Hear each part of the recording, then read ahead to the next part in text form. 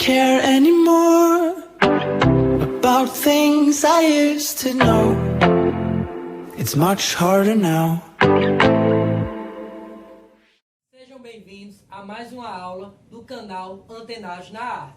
E hoje nós iremos falar um pouco sobre a história em quadrinho, ou seja, HQS. Na verdade, a primeira que foi publicada a nível internacional deve-se ao ano de 1895, pelo americano Richard Altschul. Exatamente. Naquele momento gerou meio que uma disputa entre os jornais da época para fazer a publicação dessa primeira tirinha.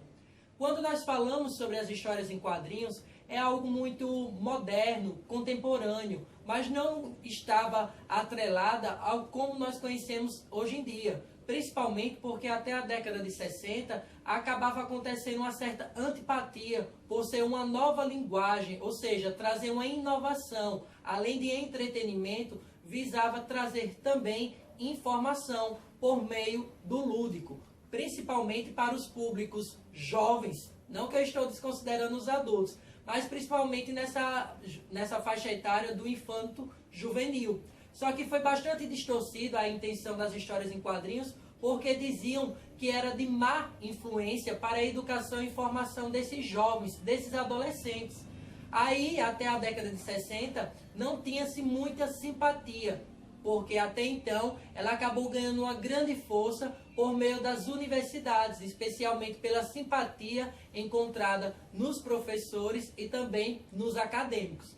Mas, professor, quando nós falamos em histórias e quadrinhos, só representa a história de super-heróis? Não. Eu sei que as que ficaram mais conhecidas foram, por exemplo, a da Mulher Maravilha, Capitão América, o Superman, o Batman, mas também elas podem trazer uma certa relevância e importância para contar eventos, acontecimentos importantes, locais ou a nível internacional. Nós temos, por exemplo, a escritora iraniana Satrapi, que ela acaba contando as suas histórias por meio dos quadrinhos.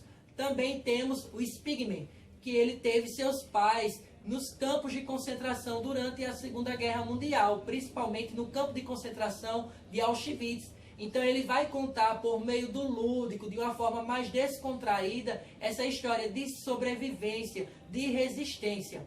Então, quando nós falamos em histórias em quadrinhos, não estamos falando apenas em algo atual ou algo inovador que começou pelo americano. Pelo contrário, quando nós pensamos na história da humanidade, nós chegamos lá na pré-história, onde percebemos as pinturas rupestres, tá? Principalmente porque o primeiro ser humano, ele sentia a necessidade de registrar suas emoções, sentimentos, a sua rotina diária, como também a sua leitura e a sua percepção de mundo. Por isso que as histórias em quadrinhos é conhecida como uma arte sequencial, porque ela vai contando em vários trechos, em vários momentos, uma única história. São diversos registros. Só que por muito tempo ficou como uma subcategoria, um subgênero dentro da arte.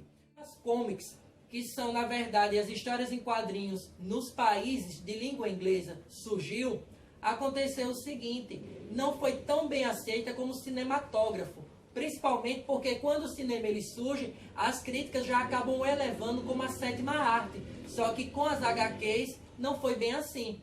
Então, com o passar do tempo, vai ter essa junção entre as histórias em quadrinhos e a linguagem cinematográfica. É sim, quando nós vamos ver muito as histórias desses super-heróis tendo uma projeção maior e a nível internacional. E no Brasil, as HQS fizeram história com toda certeza, principalmente nas charges que tinham um grande teor político, social e educacional. Um dos principais personagens que nós podemos citar é o Pererê, de Ziraldo.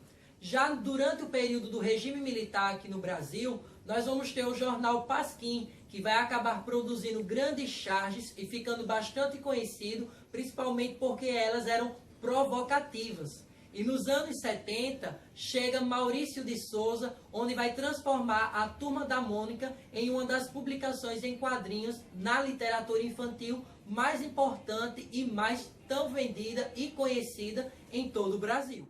Espero que vocês tenham compreendido um pouco mais a respeito das histórias em quadrinhos, sua origem e importância. Lembrando também que em 1992 vai ser ganho o primeiro prêmio para as histórias que foram escritas dessa forma, através daquela que foi contada por Spigman, que foi justamente do campo de concentração de Auschwitz. Então, um forte abraço virtual e até a próxima.